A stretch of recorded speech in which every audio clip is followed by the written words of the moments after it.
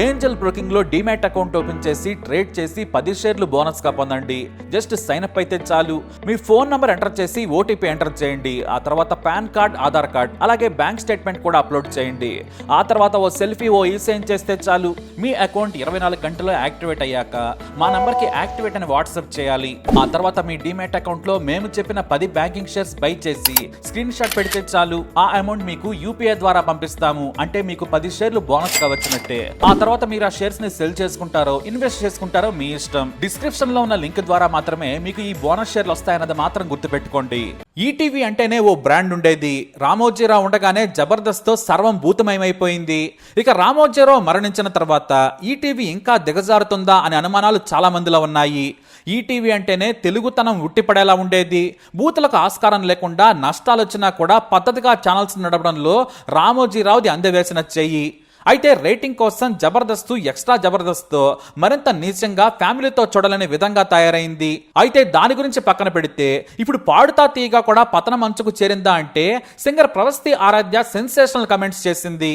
బాలు ఉన్నప్పుడే పాడుతా తీగ మీద ఓరాపణ ఉండేది. బ్రాహ్మణుల పిల్లలని ఎంకరేజ్ చేస్తారు, వారికి అవకాశాలు వస్తాయి, ఆడిషన్స్ టైం నుంచే వారిని సెలెక్టివ్ గా ఎంచుకుంటారనే ఆరోపణలు ఉన్నాయి. కాస్త పాత షోస్లను గమనిస్తే ఎక్కువ మంది బ్రాహ్మణ ఫ్యామిలీ నుంచి వచ్చిన వారే సింగర్స్ గా ఉన్నారని కూడా తెలుస్తుందని చాలా మంది ఆ రోజుల్లో కామెంట్స్ చేసేవారు. అయితే ఈసారి సింగర్ ప్రవస్తి కామెంట్స్ తో ఈటీవీ బ్రాండ్ విలువ మరింత పడిపోయినట్టే. వాస్తవానికి సింగర్ ప్రవస్తి చాలా బాగా పాడుతుంది. ఇంతకు ముందు కూడా పలు రియాలిటీ షోస్ లో పాడారామె. ఎస్పీ బాలసుబ్రహ్మణ్య న్యాయ నిర్ణేతగా ఉన్నప్పుడు కూడా 2017లో పాడింది. ఫస్ట్ రన్నర్ గా కూడా నిలిచింది. అయితే ఈసారి సిల్వర్ జూబ్లీ సిరీస్ పాడుతా తీగ గ్రాండ్ గా సాగుతోంది. ఈ షోకి రచయిత చంద్రబోస్, సంగీత దర్శకుడు కీరవాణి, సింగర్ సునీతలు జడ్జిలుగా ఉన్నారు.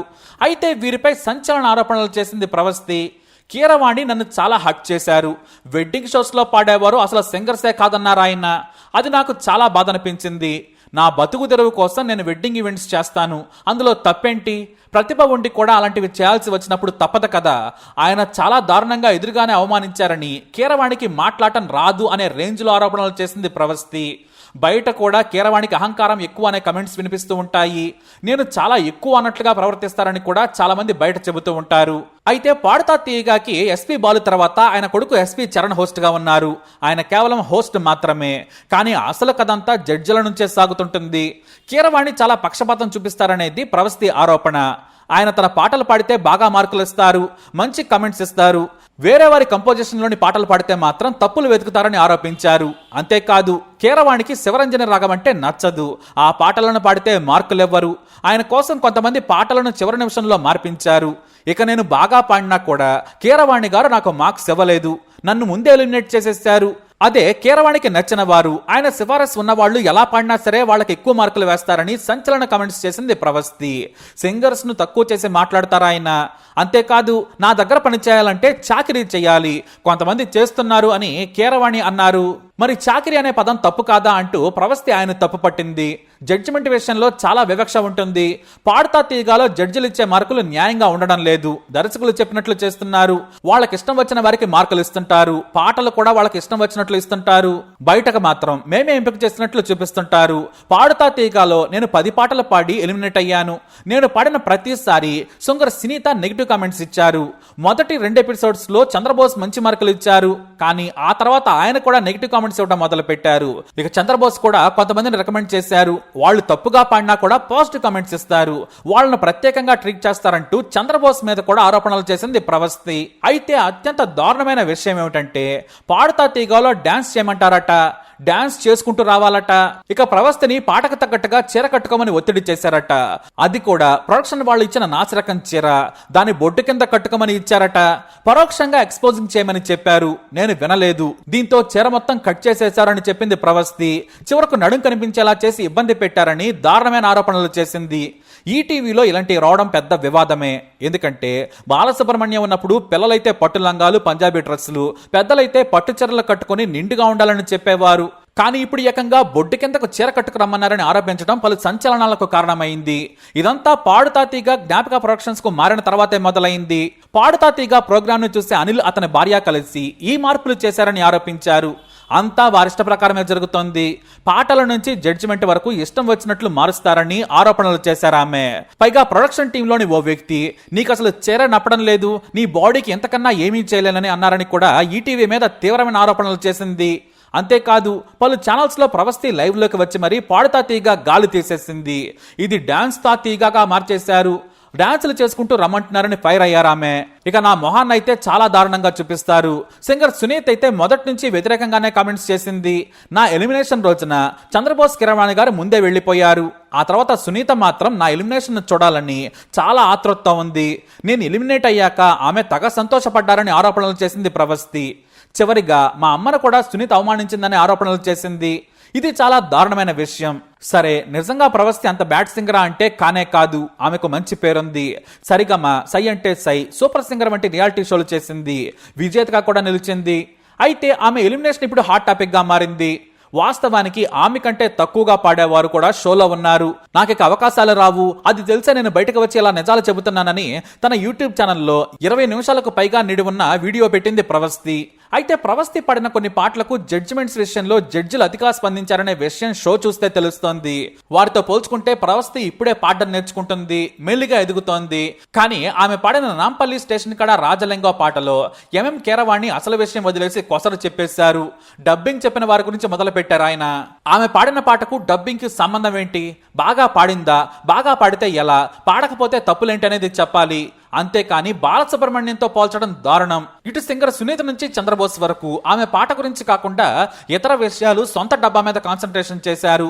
ఇక అంతా రామమయం పాట పాడే సమయంలో కూడా సింగర్ సునీత అతిగా పోస్ట్ మార్టం చేశారనేది వాస్తవం. అవి నిజంగా తప్పులేనని ఆడియన్స్ కూడా అనిపించక మానద్దు. నిజంగా ఒక కొత్త పాట ఇచ్చి పాడమన్నా కూడా సింగర్ సునీత సైతం తప్పులు చేస్తారు, అది నిజం. కానీ ఓ జడ్జి పొజిషన్ లో కూర్చొని చిన్న చిన్న మిస్టేక్స్ చెప్తే వదిలేస్తే సరిపోతుంది. కానీ పాట పాడిన దానికంటే కూడా రెండింతల సమయం జడ్జిమెంట్ కి తీసుకుంటున్నారు. ఇలా చేస్తే వారి ఆత్మస్థైర్యం దెబ్బతింటుంది. నేను సరిగ్గా పాడలేననే భావనలోకి వెళ్లిపోతారు. చంద్రబోస్ మొదట్లో పాటలు రాసినప్పుడు దర్శకుడు కె రాఘవేంద్రరావు ఎన్నిసార్లు కరెక్షన్స్ చెప్పారో అందరికీ తెలిసిందే. ఇక కీరవాణి మొదటి అవకాశం కోసం ఎంత కష్టపడ్డారో తెలుసు. సింగర్ సునీత సైతం అంతే. కానీ తాము పుట్టుకతోనే బాన్ లెజెండ్స్ అనేలా కొత్తగా వచ్చే సింగర్స్ ను ఇలా అవమానించడం అనేది తప్పు. ఎందుకంటే వాళ్ళంతా టాలెంట్ చూపించుకోవడానికి వచ్చారు. దాని మీద జస్ట్ చిన్న కరెక్షన్స్ చెబితే చాలు. పోనీ జడ్జిలు చెప్పిన కరెక్షన్స్ సరైనవేనా అంటే గొప్ప సంగీతం తెలిసిన వ్యక్తిని అక్కడ నిలబెడితే వీళ్ళది కూడా తప్పు అవుతుంది. మరి సరే, సింగర్ ప్రవస్తి చెప్పిందంతా నిజమేనా అంటే కానే కాదు. ఆమె ఏకంగా పాడుతా తీగా ఎవరో చూడొద్దు, సింగర్ సునీతని ఎంకరేజ్ చేయొద్దు, ఆమెను పట్టించుకోవద్దు, పాడుతా తీగాని బ్యాన్ చేయాలనే పెద్ద పెద్ద మాటలు మాట్లాడేసింది. ఆమె చెబితే బ్యాన్ అయిపోతుందా? తాను ఎలిమినేట్ అయినంత మాత్రాన షో మొత్తం తప్పనడం ఆమె అవివేకం. ఇక బొడ్డు కిందకు చీర కట్టుకోమనడంపై ఈటీవీ ఖచ్చితంగా సమాధానం చెప్పాల్సిందే. ఎందుకంటే రామోజీరావు కారణంగా ఈటీవీ గ్రూప్స్ పై ప్రజలకు మంచి నమ్మకం ఉంది. ఈటీవీ కూడా చిల్లర వేషాలు వేస్తే మాత్రం పతనం మొదలైనట్టే. అసలే బయట కొన్ని ఛానల్స్ లో షోలు చూడలేక చస్తున్నారు జనాలు. ఇక కీరవాణి బాడీ షేమింగ్ చేశారని ఆరోపించారు ఆమె. కానీ ఇది ఆడియన్స్ అలాగే ఇతర కంటెస్టెంట్లు చెబితే తెలిసిందని చెప్పింది ప్రవస్తి. ఇది శుద్ధాబద్ధం. ఎదురుగా ఆయన బాడీ షేమింగ్ చేస్తే ఆరోపించాలి. కానీ ప్రవస్తి అనే చిన్న సింగర్ గురించి ఆలోచించే టైం కీరవాణికి అసలు ఉండదు. ఆమెను బాడీ షేమింగ్ చేయాల్సిన అవసరం లేదు. న్యాయ నిర్ణేతగా పక్షపాతం చూపించారంటే మాత్రం ఆమె ఆరోపణ చేయొచ్చు. కానీ కీరవాణి బాడీ షేమింగ్ చేయరు. చిన్నపిల్లలను బాడీ షేమింగ్ చేసేంత కుసంస్కారి కాదాయన. వివాదాలకు చాలా దూరంగా ఉంటారు కీరవాణి. అహంకారం అంటారా? అది హోదాను బట్టో లేదంటే ఆస్కార వల్లనో తను పెద్ద మ్యూజిక్ డైరెక్టర్ నో ఖచ్చితంగా ఉండాలి. అది సినిమా ఇండస్ట్రీలో కామన్. కానీ దాన్ని కీరవాణి లాంటి వారు బహిరంగ పరుచుకోరు. తన సర్కిల్లో అలానే ఉంటారనే ప్రచారం ఉంది. అంతేకాదు ఆయన తనతో చనువుగా ఉండే వాళ్ళతో ఫన్ గా కూడా ఉంటారు. ఈ మధ్య ఇళయరాజా కూడా తనకు కొద్దిగా పొగరెక్కువ అని ఒప్పుకున్నారు కూడా. ప్రపంచమంతా కీర్తిస్తుంటే అది కామన్ గా వచ్చేస్తుంది. మరి దానికి ఎవరు అతిథులు కారు, బయట పెట్టుకునే వారు గొప్పవాళ్లు. ప్రవస్తి కీరవాణిపై చేసిన కమెంట్స్ మాత్రం అబద్ధమనే చెప్పొచ్చు. ఇక సింగర్ సునీత గురించి ఆమె ఆరోపణలు చేసింది కాబట్టి ఇప్పుడు వివరణ ఇచ్చుకోవాల్సింది కూడా సునీతనే. ఇక రచయిత చంద్రబోస్ ఎవరిని నొప్పించే వ్యక్తి కాదు, మృదు స్వభావి. ఆయనకు కోపం వస్తే వద్దని చెబుతారంతే. ఇక ప్రవస్తి కొన్ని కమెంట్స్ చేశారు, అది ఆమె పరిధికి మించిందని చెప్పొచ్చు. అదేమిటంటే కాలేజ్ సాంగ్స్ తో క్లాసిక్ సాంగ్స్ పోటీ అని చాలా చులకనగా మాట్లాడారు ఆమె.